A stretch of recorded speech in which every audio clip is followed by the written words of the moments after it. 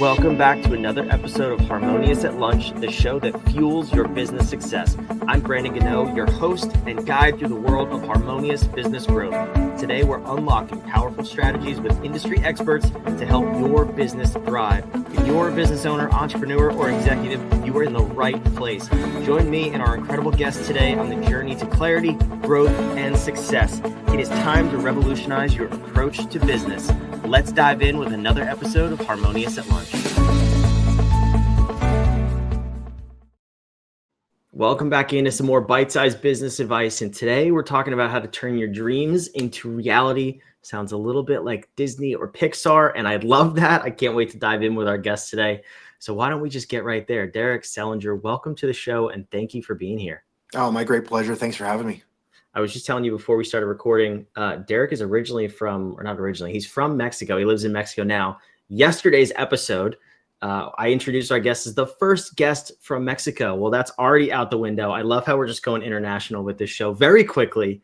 And you're joining us from Canada today. So welcome in, turning your dreams into reality. This is, I could not think of a more important topic for entrepreneurs because we're taught to, dream, but also live within the box of reality. So tell me your perspective on this topic, because I think it's fascinating. Yeah, you really have touched on one of the great conundrums with this idea of being a visionary and being a dreamer is we realize we live in a world that's very practical and we have practical things we have to worry about. So you don't want to have your head pie in the sky and be thinking about impossibilities and wasting your time. But at the same time, how do you move things forward in your life? It's by expanding those boundaries. So you need to find we all need to find this kind of equilibrium between the two. I literally did a TEDx talk on this idea. And I think one of the most important things, especially those of us that have been in business for a while, that have been doing this for a while, that have gone through the rigors of trying to make things happen, is we have to remember to play with ideas again. It's very easy to lock into the problem structures of our businesses, of our organizations, of how are we going to solve this next, problem and put out this next fire. And we have to create space for ourselves to have these grand ideas, these grand visions, to literally play again. We got into this because of an idea that sparked imagination and excitement. And especially when we're getting to the end of the year and we're looking into the next year, it's so important to reacquaint ourselves with that essential vision, that deep desire that got us to this place already, and then to begin to play with ideas again and to wonder what could be. What if I tried this other thing or tried it in a different way? I love that. Full disclosure, I should have warned you about this before we started recording. This episode will air early February-ish. So we are No recording at problem. the end of the year. Yeah. However, I think that's interesting because most people give up on their New Year's resolutions, air quotes, or goals. 80% of people give up by February 1st. So Yep. I think this is perfect timing either way. So let's create that space and let's start to dream big, because you touched on it. There's nothing that brings you back to reality quicker than, oh, payroll's $10,000 and I have 5,000 in the bank, or this employee's quitting and they're my lead manager, whatever that may be. We are constantly forced back into reality as entrepreneurs, but we need to create that space to dream and to expand our organization and our vision of where we want to go. So how do you get people to step into that dream? Yeah. All the great innovators, whether it's Buffett or Jobs or creatives in the arts, they all have intentional time set aside for this creative thought. And it has to be intentional because it's that tyranny of the urgent that we've heard about, that we're always chasing our tails as it were, solving problems. So if you don't set aside moments of time, I would suggest weekly, setting aside at least an hour where you're going to go into an imaginative space and play with ideas. And this word play, you've heard me say it several times. It's the thing that we forget. We a lot of what I do, because I'm a master magician, is I try to acquaint people with this sense of play, this childlike wonder of creativity again, because it's in that space where there's no limits that we come up with ideas that we could not have imagined. So one of the most important things, probably I could say to any of us, I say it to myself all the time, is when you get into this allotment of time that you set aside, maybe it's weekly, maybe it's even daily, that'd be amazing. An allotment of time where you're going to think creatively, to go into it with a wide sense of wonder and not analyze right away. So you come up with an idea of what could be. The first thing we naturally want to do as business people is go, okay, now how do I do it? Okay, no, it won't work because of this, right? We quickly like go into this deeply analytical part of ourselves. And one of the our creative mind is different than our analytical mind. They're different parts of the brain, like literally different parts. They access different systems. So when we start engaging analysis too early, we literally squash our creative dreams. So uh, it really is to give yourself permission to be silly, to play with ideas, and to sketch out grand visions. And then later, after you've spent time here, you could go through a cycle, through a process of analyzing and realizing those dreams with practical goals and processes. Yeah, it's interesting too because I definitely err more on the side of analytical Mhm. myself. I have access to the dreaming and the visioning, but I love figuring out how things work and connecting those dots. I personally have found it helps for me to do this stuff with other people, with other members of my team, where we have, in our company, we have a CVO, Chief Visionary Officer. His job Yeah. is to vision. Talking with him and just letting him go and prompting him to go, and then for me to sit down and say, okay, let's connect these dots is magical for me. I can't go to the places that he gets to in a matter of minutes. It would take me weeks. Yep. But for me, I know how to lean into my role. So I know you said before we started recording that you do work with teams. You work with corporate teams in small group experiences. Do you find that as well? And how do you get whole teams to go through this sort of an exercise? Yeah. But you nailed it. You nailed it. That one of the great strengths of being in a team environment, versus being a solopreneur trying to be everything to everybody, is that you have access to other people's skill sets and gift sets.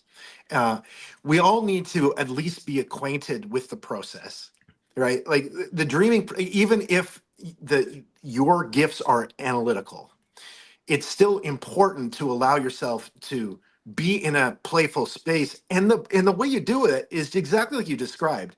You hang out with someone that's their natural proclivity. That's where their genius is. And when you spend time with them, watching them in their genius, you can absorb that and then bring them into your area of genius. And that really is the brilliance of team dynamics.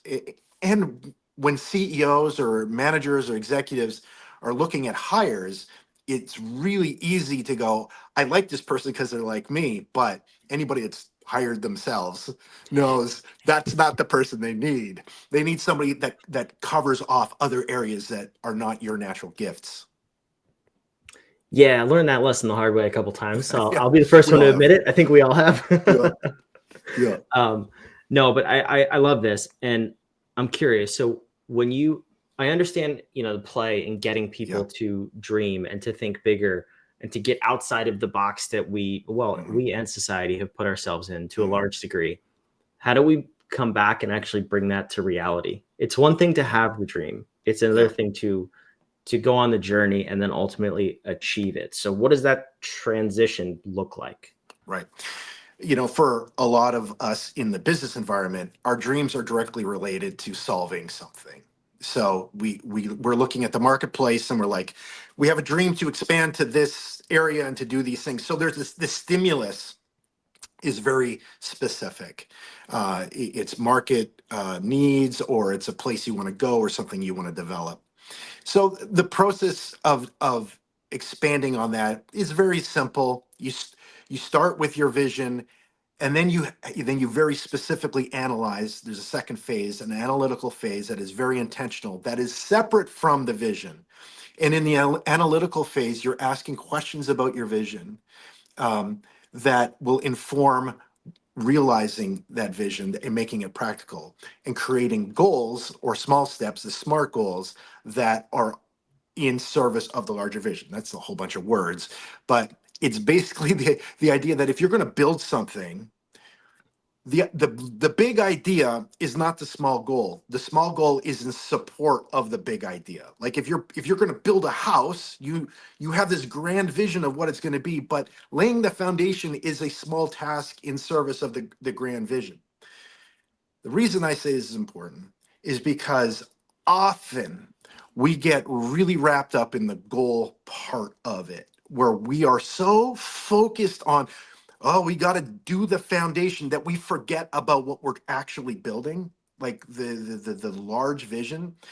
And I think the organizations that are most successful and the most enjoyable to be connected with are the ones that continue to reacquaint everybody with where we're going, with what we're doing, with what we're building, in a very deeply intentional way. And this is a very human thing. Like it's not it's not just it's not just a vision statement. It's the role of culture and conversation about what it is we're about and what it is we're doing, and continuing to talk about that vision. I think about when I was a kid, right? um, my parents would have a vision for me, like, when we're done school, we're going to go on this vacation to this place, right? And and it would help me see the bigger picture of something enjoyable that is coming, that is connected to the daily task, the drudgery of schoolwork back then. Well, it's the same thing in business. Like, some of the things we do are kind of, they're heavy lifting. So if we can connect to the vision, to the dream of it all, and if we can connect our people to that, then you see, like, culture becoming something otherly, something dynamic. Yeah, I heard this story. I think it was back in the JFK era when there was this janitor at NASA, and I'm sure you've heard this story too, and some of our listeners have. But it reminds me of the importance of this conversation, where someone was touring the NASA facility and they asked the janitor, "What do you do?" And he didn't reply with, "I'm doing maintenance" or "I'm sweeping the floors." He said, "I'm helping to put a man on the moon." And Exactly. it's so powerful to get outside of, like, you may be sweeping dust off of the floor, but there is a larger vision and a team dynamic that you're a part of. And I think that I see it firsthand too. We forget this as entrepreneurs. I've consulted with companies where turnover is high and morale is low. And it's simply because we forget to remind our people that we are going somewhere. And Yep. maybe we forget to remind ourselves too. And that's why personally, I see the value and the importance in this very conversation. Yeah. Yeah. What's the magic of what you do? Like, what, Mhm. and part of it is the magic of who you are. Like, you talked early about the power of your team dynamic, and that's your superpower. That's all. Like, it's so dynamic. We When we involve others in the vision, we become exponential. Now we can go places that are impossible as an individual. It's so magical. That's literally what I talk about with my project, is the power of our memory, and our shared memory, and the power of connection. That when we understand who we were and how we're together, we can now project how we're going to go to new places together in a dynamic way. I so love this conversation, Derek. This is fascinating. I'm wondering if you're able to, and you may not, and that's totally okay. I Sure. understand NDAs and all that fun stuff. Are you able to share maybe an example of a company that brought you in, what they thought they were bringing you in for, and then what actually happened as a result of working with them? Because I think that would be an interesting case study. Yeah, I did, in New York City. My first, so my project's called Box of Wonders. It's a bespoke, immersive theatrical experience. And it looks like a magic show on the surface because I'm a master magician, so I use my tools. And we went and performed for a group from Salesforce. And we're in this back area of this beautiful restaurant. And they didn't know exactly what they were coming into. But what I witnessed in front of me from these folks who all knew each other but didn't know each other, what I watched happen was they went on a journey of entertainment and enjoyment, but deep memory, connecting to my memories and connecting to their own memories in a new way. And I watched them become more than just a collection of colleagues, but they had this kind of social cohesion happen amongst them. And I received like compliments that, they make your head grow big. Like things like this experience changed my life. I see my work different. I see my colleagues differently. And that's what artists do is we provide that perspective and that's what I do. But the key, this is the secret, and you could do it on your own. The secret to making that happen in any team environment, even if you don't have someone like me that you could bring into that experience, is time. It's taking a intentional moment to tell true and meaningful stories to each other. Like I would I would guess, and I know this to be true because I've been in these executive environments where we have executive teams that work with each other on high levels and they don't really know each other's story. What if you spent an afternoon and instead of maybe you have a bit of the social thing, the bowling or the golf or whatever, but it doesn't just become this kind of like, oh, we had a great time, but it was intentional where you spent 10 minutes having each person on your executive team tell you a story about themselves, a true story about their passions, what makes them tick. You're going to get to know them better. You're going to get to know their skill sets better, and you're going to build trust and social cohesion on a far different level. This is the stuff of culture, right? We think that culture is Blue Jean Friday or having drinks. No, it's narrative, it's story, it's connection, and this can be done with you could use a professional like me, but you can do this on your own. You can make this happen. I love this, Derek. I could not picture a cooler conversation around this topic. I love that you brought play into it too. If you're watching, you can see behind me, the top of our logo just happens to be a play button. I Because if love you're it. not playing in business, well, you're not going to be having fun for very long. It's I so can true. promise you that. So, Derek, I love this. If someone does want to bring you in or at least learn more about what you do and how you do it, how it can help their organization, where can they go to learn more about you? Yeah, thank you. Go to my website, derekselinger.com. I'm pretty sure it's on the screen. And you'll see a bit about me and my work. There's not a lot of conversation about my corporate endeavors. I keep that for these types of conversations and people that I've met privately. But there's like my appearance on Penn Teller Fool Us and my TEDx talk is there. But if you hit the box of wonders, you're going to see a little bit about how I accomplish that through my art and through my process. And there's a form there you could fill out. And Ryan is in charge of my business development, and he'd be in touch with you to see if we're a good fit, if that's of interest to you. Amazing, Derek. I love it. Those links are down below in the show notes, wherever you're watching or listening. Make sure to put all the links to contact Derek down there. Thank you so much for being here. My great pleasure. Thank you, Brennan. For those of you watching and listening, I hope you enjoyed this conversation first and foremost. I know I did. I hope you got a lot out of it. And now I hope you go take action on it. How are you going to have fun and play in your company, build your culture outside of Blue Jean Fridays, of course, although that is fun too. But anyway, I hope you subscribe. Come back for more of this content 5 days a week. We want to help you build a more harmonious business and life. We'll see you on tomorrow's episode of Harmonious.